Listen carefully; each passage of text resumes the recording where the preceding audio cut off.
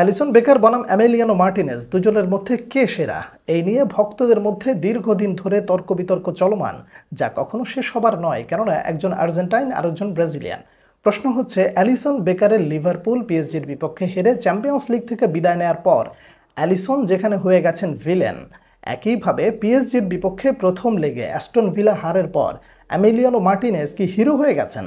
এই পুরো বিষয়টা নিয়ে যৌক্তিক কিছু ফ্যাক্ট চেক করব। তার আগে বলে নেই, আপনি যদি নিজেকে ফুটবল ফ্যান হিসেবে দাবি করে থাকেন তাহলে এই বিষয়গুলো বোঝার চেষ্টা করবেন। আর যদি মনে করেন যে না, আমি নিজেকে ফুটবল ফ্যান হিসেবে দাবি করি না, একটা বিশেষ ব্যক্তি বা বিশেষ দলকে আমি ভালোবাসি, তাছাড়া আর দুনিয়ার কেউ ফুটবল খেলে না, তাহলে আসলে আপনাকে আর নতুন করে কিছু বলার নাই। আপনি যা খুশি বলতে পারেন, মন্তব্য করতে পারেন, তা নিয়ে আমি আসলে সত্যিকার অর্থে মাথা ঘামানোর চেষ্টা করব না। তাহলে চলুন শুরু করা যাক। শুরুটা করি অ্যালিসন বেকারকে দিয়ে। লিভারপুল পিএসজির বিপক্ষে তাদের ঘরের মাঠে প্রথম লেগে কি করেছিল সেই আলোচনায় যাব না, সেকেন্ড লেগে কি করেছে সেটা একটু দেখতে চাই। সেকেন্ড লেগে লিভারপুল পিএসজির বিপক্ষে খেলেছে 120 মিনিট। অ্যালিসন বেকার যেখানে সেভ দিয়েছেন 7টা, গোল কনসিড করেছেন 1টা। শেষ পর্যন্ত 120 মিনিটে খেলা যখন ফলাফল বের হয়ে আসেনি, তখন টাই বেকারে লিভারপুল হেলে যায়। এই জায়গাটায় আমি একবারে পরিষ্কারভাবে বলতে চাই, আপনি যত সেভ দেন, যত ভালো খেলেন, যা করেন না কেন, আপনি যেহেতু ট্রাইবেকারে দলকে পরের রাউন্ড নিশ্চিত করতে পারেননি, তাহলে আমি বলবো এটা আপনার ফেলিওর, আপনি পারেননি। Alisson Becker as a loser. কেন অ্যাজ আ লুজার বললাম? ভাই, এটা একটা টুর্নামেন্ট, এই টুর্নামেন্টে আপনি আপনার দলকে পরের রাউন্ডে আনতে পারেননি, এটা আপনার ব্যর্থতা, এটা আপনাকে মেনে নিতে হবে, কারণ খেলা গিয়েছিল ট্রাইবেকারে। পিএসজির বিপক্ষে প্রথম লেগে অ্যালিসন বেকারের দুর্দান্ত খেলার কারণে দল যেহেতু জয় পেয়েছিল, সেখানে তিনি যেভাবে প্রশংসিত হয়েছেন, একইভাবে সেকেন্ড লেগেও তিনি ভালো খেলেছেন, চেষ্টা করেছেন, কিন্তু ট্রাই বেকারে দলকে যেহেতু তিনি পরের রাউন্ডে নিয়ে যেতে পারেন নাই, সেক্ষেত্রে তাকে সমালোচনাটাও নিতে হবে। যদি তাকে ভিলেন বানানো হয়, এই ভিলেন বিষয়টাকেও দর্শক হিসেবে আপনাকে মানতে হবে, খেলোয়াড় হিসেবেও তিনি হয়তো অস্বীকার করতে পারবেন না। তাহলে অ্যালিসন বেকারের বিষয়টা পরিষ্কার হওয়া গেল। এখন আসেন এমিলিয়ানো মার্টিনেজের বিষয়টা নিয়ে ক্লিয়ার আলোচনা করা যাক। কোয়ার্টার ফাইনালের প্রথম লেগে পিএসজির বিপক্ষে অ্যাস্টন ভিলার হয়ে এমিলিয়ানো মার্টিনেজ খেলেছেন 90 মিনিট, গোল কনসিড করেছেন 3টা, তবে সেভ দিয়েছেন 8টা। প্রশ্ন হলো, দল তো হেরে গেছে, এখন কি এমিলিয়ানো মার্টিনেজ হিরো হয়ে গেলেন? যদি হিরো হয়ে যেয়ে থাকেন, তাহলে একই সূত্রে অ্যালিসন বেকার কেন ভিলেন হবেন? অ্যালিসন বেকারের পারফরমেন্স তো একেবারে খারাপ ছিল না। এখানে একটা বিষয় আপনাকেও মনে রাখতে হবে, তাহলে এমিলিয়ানো মার্টিনেজ তার দলকে নিয়ে চ্যাম্পিয়ন্স লিগে খেলতে চান, এমন একটা স্টেটমেন্ট দেওয়ার পর তার দল কিন্তু ইপিএলে সেরা 4-এ থেকে তারপরে চ্যাম্পিয়ন্স লিগে কোয়ালিফাই করে এবং এই সিজনে চ্যাম্পিয়ন্স লিগ খেলতেছে। এই যে ক্রেডিট, এই ক্রেডিট কি এককভাবে এমিলিয়ানো মার্টিনেজের?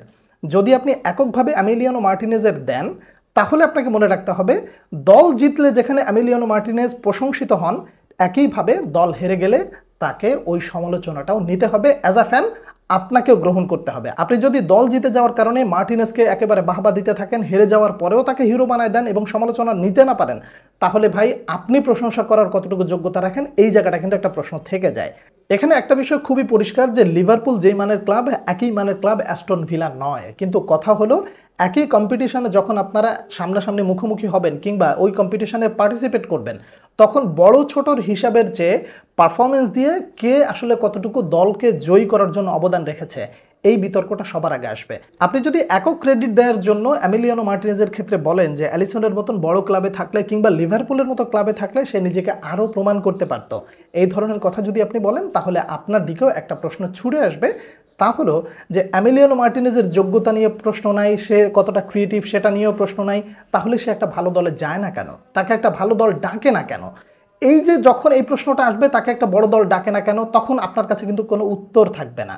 অ্যাস্টন ভিলায় তিনি কেন পড়ে আছেন? এমিলিয়ানো মার্টিনেজের যোগ্যতা অনুযায়ী তার তো থাকা দরকার ছিল বায়ার্ন মিউনিখে, লিভারপুলে, রিয়াল মাদ্রিদে অথবা বার্সেলোনার মতো ক্লাবে। যেহেতু এই সমস্ত জায়গায় যাওয়ার মতো সুযোগ তৈরি হয়নি, সেহেতু আপনার এই কথাগুলো বলাটা আসলেই অযৌক্তিক শোনায়। এখন আপনি আরেকটা প্রশ্ন করতে পারেন, তা হলো এমিলিয়ানো মার্টিনেজ অ্যাস্টন ভিলার হয়ে যেইভাবে নিজেকে প্রমাণ করে যাচ্ছে দিনের পর দিন, লিভারপুলের গোলকিপার অ্যালিসন বেকারকে কখনো ছোট দলের হয়ে নিজেকে প্রমাণ করেছেন? এই ধরনের কথা যদি আপনি বলেন, তাহলে আমি আপনাকে বলতে চাই, অ্যালিসন বেকার কিন্তু লিভারপুলে হঠাৎ করে আসে নাই, নিজেকে ছোট দলে প্রমাণ করেই এসেছে।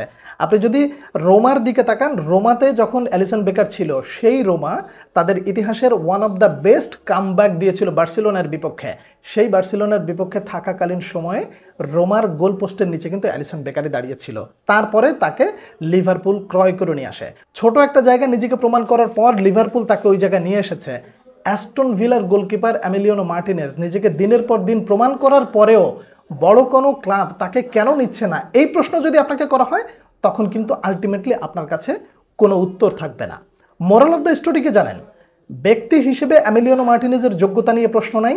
কথা হলো আপনি যদি এককভাবে অ্যাস্টন ভিলা জিতে যাওয়ার কারণে এমিলিয়ানো মার্টিনেজকে ক্রেডিট দেন, ঠিক একইভাবে এমিলিয়ানো মার্টিনেজ অ্যাস্টন ভিলাকে যদি জেতাইতে না পারেন কিংবা গোল কনসিড করেন, তখন ছোট দল বড় দল এই ধরনের কথা বললে লিটারালি হাস্যকর শোনায়।